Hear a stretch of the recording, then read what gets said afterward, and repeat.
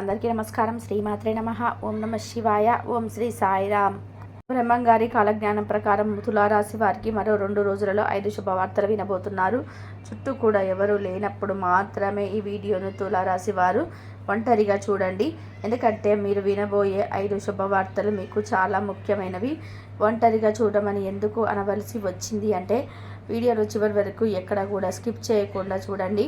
అంతేకాకుండా మీ పక్కన ఉన్న మీ శత్రువులు ఏ అక్షరంతో స్టార్ట్ అవుతారో అది కూడా ఈ వీడియోలో చెప్పడం జరుగుతుంది. కాబట్టి మరొక్కసారి చెప్తున్నాను, వీడియోను ఎక్కడ కూడా స్కిప్ చేయకుండా చివరి వరకు తులారాశి వారు అయితే వీడియోను చూడండి. ఇక తులారాశి వారు ఎటువంటి శుభవార్తలు వినబోతున్నారు, మరొక 2 రోజులలో వారు వినాలి అనుకుంటున్న శుభవార్తలు ఏమిటి అని కూడా ఈ వీడియోలో మీకు పూర్తిగా తెలుస్తాయండి. వీడియోని మాత్రం ఎవరు కూడా లేనప్పుడు ఒంటరిగా ఉండి సీక్రెట్గా చూడండి. తులారాశి వారు ఎప్పుడైనా కానీ చాలా అదృష్టవంతులని చెప్పుకోవచ్చు. ఎందుకంటే తులారాశి వారు ఏదైనా కానీ మనస్సులోనే ఉంచుకుంటారు. ఇప్పుడు మీరు ఎవరైనా తులారాశి వారి దగ్గరికి వెళ్ళి మీ యొక్క సీక్రెట్స్ కనుక చెప్పారు అంటే కనుక వారు యొక్క సీక్రెట్లు ప్రాణం పోయినా బయట పెట్టరు. అంత నమ్మకం ఉన్న వ్యక్తులు అన్నమాట తులారాశి వారు. ఇక జీవితంలో మంచి స్థితికి వెళ్ళడానికి ఎంతో కష్టపడతారు. ఇక అంతేకాకుండా ఏదైనా ఒక పనిని కనుక వీరికి అప్పచెప్పితే ఆ పని పూర్తయ్యేంత వరకు కూడా అస్సలు నిద్రపోకుండా ఆ పని సక్సెస్ఫుల్గా కంప్లీట్ అయ్యే వరకు కూడా వారి యొక్క ఛాయశక్తుల ప్రయత్నం చేస్తారనమాట. కాకపోతే వీరి దగ్గర ఉన్న ఒకే ఒక వీక్నెస్ పాయింట్ ఏమిటంటే కనుక తులారాశి వారికి కాస్తంత కోపం అనేది ఎక్కువ అని చెప్పుకోవచ్చు.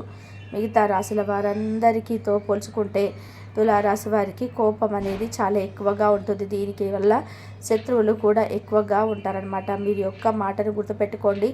ఏ పరిస్థితుల్లో మీకు కోపం వచ్చినా కానీ తన కోపమే తన శత్రువు అనే మాటను మాత్రం గుర్తుపెట్టుకోండి. వీరి యొక్క కోపం అనేది ఏ విధంగా ఉంటుంది అంటే చాలా తారా స్థాయిలో ఉంటుందన్నమాట. వీరి యొక్క కోపం ఎవరి మీద అయితే వీరి కోపం వస్తుందో ఆ కోపం వల్ల ఎవరి మీద అయితే వీరికి కోపం వస్తుందో ఆ కోపం వల్ల ఖచ్చితంగా ఎదుటివారు బలవలసిందే. అంటే తప్పు లేకుండా అయితే అసలు కోప్పడరు. ఎదుటివారు తన విషయంలో ఏదైనా తప్పు చేశారు, దానివల్ల కనుక వీరు ఏదైనా కానీ ఒక నష్టం జరిగింది అంటే మాత్రం ఆ నష్టాన్ని వీరు తట్టుకోలేరన్నమాట. దానివల్ల వారికి విపరీతమైన కోపం వచ్చి అవతల వాళ్ళ మీకు ఒక నరకాన్ని చూపిస్తారని చెప్పుకోవచ్చు అనమాట. కాబట్టి తెలిసిన వారు ఎవరైనా కానీ తులారాశి వారికి కోపం తెప్పించకుండా ఉంటే అది చాలా ఉత్తమమైన మార్గం అన్నమాట. ఎందుకంటే ఆ యొక్క కోపం తెప్పించే ప్రయత్నం చేసిన వారికి ఏదైనా ఒక నష్టం కలిగించే ప్రయత్నం చేసినా కూడా వారు తారాస్థాయిలో రెచ్చిపోయే అవకాశం అయితే ఉంటుందన్నమాట. తులారాశి వారు బోలా శంకరుడితో సమానమని చెప్పుకోవచ్చు. ఎందుకంటే బోలా శంకరుడి దగ్గరికి మనం వెళ్ళి మేము తప్పు చేశాము, మమ్మల్ని క్షమించండి స్వామి, మమ్మల్ని ఈ పాపాల నుంచి కాపాడండి స్వామి, మమ్మల్ని చల్లగా చూడు స్వామి అని చెప్పి మనం ఆ బోలా శంకరుడి దగ్గరికి వెళ్ళి మన తప్పొప్పులన్నిటినీ కూడా ఒప్పుకొని స్వామి వారిని క్షమించామని అడిగాము అంటే ఆ బోలా శంకరుడు వెంటనే క్షమించేస్తాడు. అడిగిన కోరికలన్నీ కూడా తీర్చేస్తాడనమాట. అదే విధానంగా తులారాశి వారు కూడా వారి దగ్గరికి వచ్చి తప్పు చేసిన వాళ్ళు నా వల్లే మీకు నష్టం జరిగింది, నన్ను క్షమించు అని చెప్పి అడిగితే మాత్రం వెంటనే క్షణం ఆలోచించకుండా పాతవన్నీ కూడా మనసుల్లోనే పెట్టుకోకుండా గతాన్ని మర్చిపోయి చాలా ఈజీగా వారిని క్షమించేస్తారు అని చెప్పుకోవచ్చు అనమాట. వీరు ఒక్కొక్కసారి ఖచ్చితంగా ఏదైనా అనుకుంటే అది ఖచ్చితంగా ఒక వస్తువు వారిది అని చెప్పి అనుకుని దానికోసం ప్రయత్నం చేస్తే కనుక ఆ వస్తువు ఖచ్చితంగా వారిది అవ్వాల్సిందే. అంత గట్టి ప్రయత్నాన్ని అయితే చేస్తారనమాట.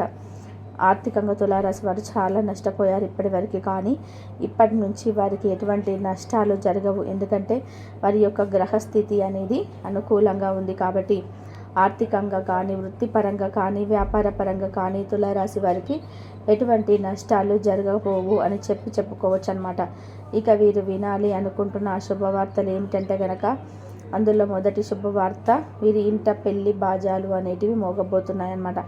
ఈ పెళ్లి బాజాలు అని ఎందుకు చెప్పాల్సి వచ్చింది అంటే కనుక తులారాశి వారు ఎవరికైతే వివాహం అనేది జరగలేదో, ఎవరైతే వివాహం కోసం ప్రయత్నాలు జరుపుతూ ఉన్నారో వారికైతే ఇప్పుడు మంచి మంచి సంబంధాలు కుదిరి వారి ఇంట పెళ్లి చూపులు అనేటివి జరిగి పెళ్లి బాజాలు మోగే అవకాశం అయితే కనిపిస్తున్నాయి.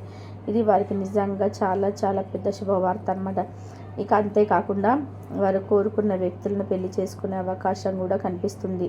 ఎవరైతే లవర్స్ ఉన్నారో ఆ లవర్స్ కూడా కోరుకున్న వ్యక్తులు ఒకరికొకరు ప్రేమించుకొని ఉంటారో వారికి ఒకరికొకరు అర్థం చేసుకొని వారి మధ్య ఉన్న మిస్అండర్స్టాండింగ్స్ అన్నీ కూడా తొలగిపోయి వారి యొక్క వివాహం జరిగే అవకాశం అయితే కనిపిస్తుంది. ఇక తులారాశి వారు ఎవరైతే ఉన్నారో ఇక్కడ నుంచి వీడియోని అస్సలు కూడా స్కిప్ చేయొద్దండి.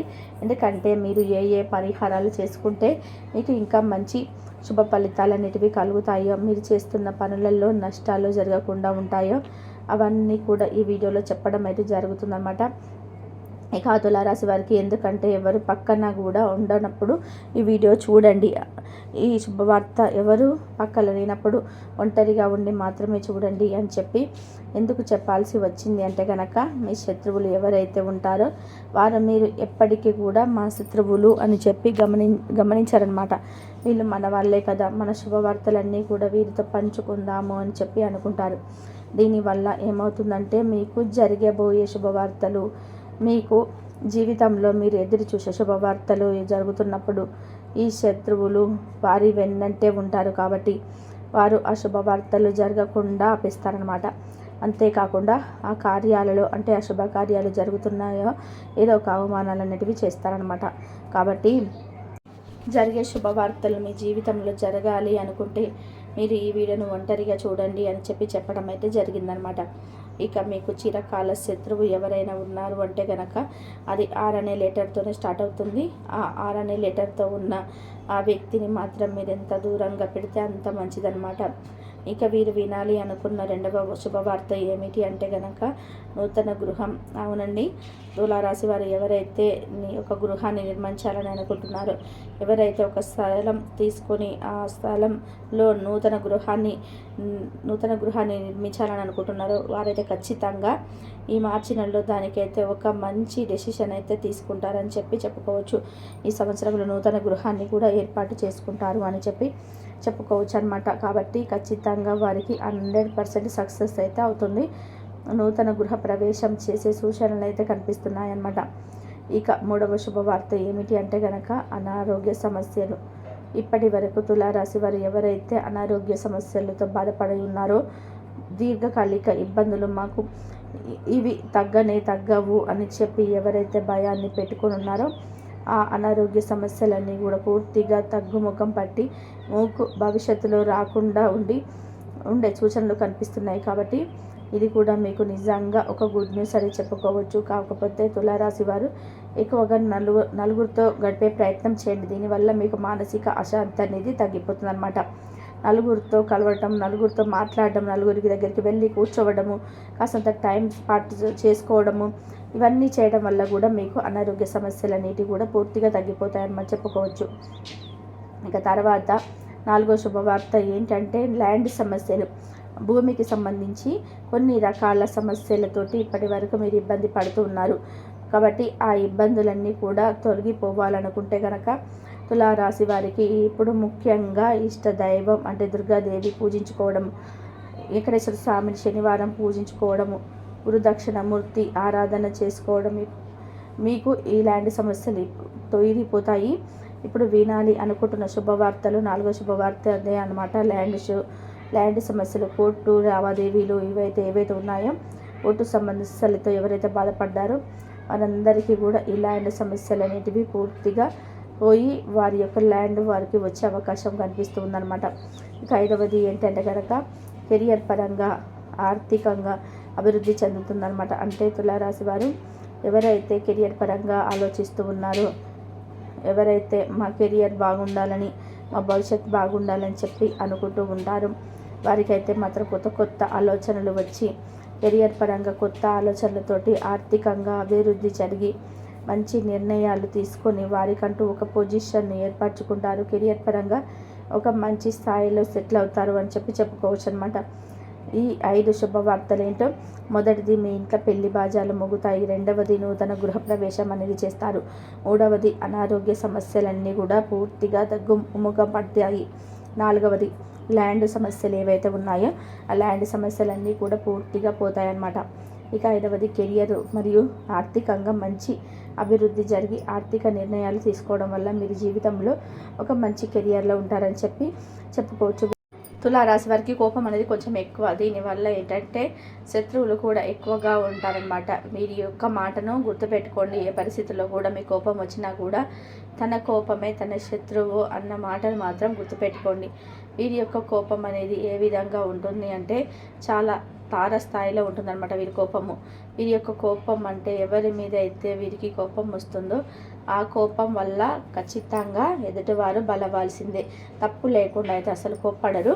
ఎదుటివారు తన విషయంలో ఏదైనా తప్పు చేసి దానివల్ల గనక వీరికి ఏదైనా కానీ ఒక నష్టం జరిగింది అంటే మాత్రం ఆ నష్టాన్ని వీరు తట్టుకోలేరన్నమాట. దానివల్ల వారికి విపరీతమైన కోపం వచ్చి అవతలి వారికి ఒక నరకాన్ని చూపిస్తారు అని చెప్పుకోవచ్చు. ఇక కాబట్టి తులసిన ఎవరైనా కానీ తులారాశి వారికి కోపం తెప్పించకుండా ఉంటే అది చాలా ఉత్తమమైన మార్గం అన్నమాట. ఎందుకంటే ఆ యొక్క కోపం తెప్పించే ప్రయత్నం చేసిన వారికి ఏదైనా ఒక నష్టం కలిగించే ప్రయత్నం చేసినా కూడా వారు తారాస్థాయిలో రెచ్చిపోయే అవకాశం అయితే ఉంటుందన్నమాట. ఇంకా తులారాశి వారు బోలా శంకరుడితో సమానం అని చెప్పుకోవచ్చు. ఎందుకంటే బోలా శంకరుడి దగ్గరికి మనం వెళ్ళి పలానా మేము తప్పు చేశాము, మమ్మల్ని క్షమించండి స్వామి, మమ్మల్ని పాపాల నుంచి కాపాడండి స్వామి, మమ్మల్ని చల్లగా చూడండి స్వామి అని చెప్పి మనం ఆ బోలా శంకరుని దగ్గరికి వెళ్ళి మన తప్పు ఒప్పు చెప్పుకుంటే చాలు, అన్ని కోరికలు నెరవేరుస్తాడు.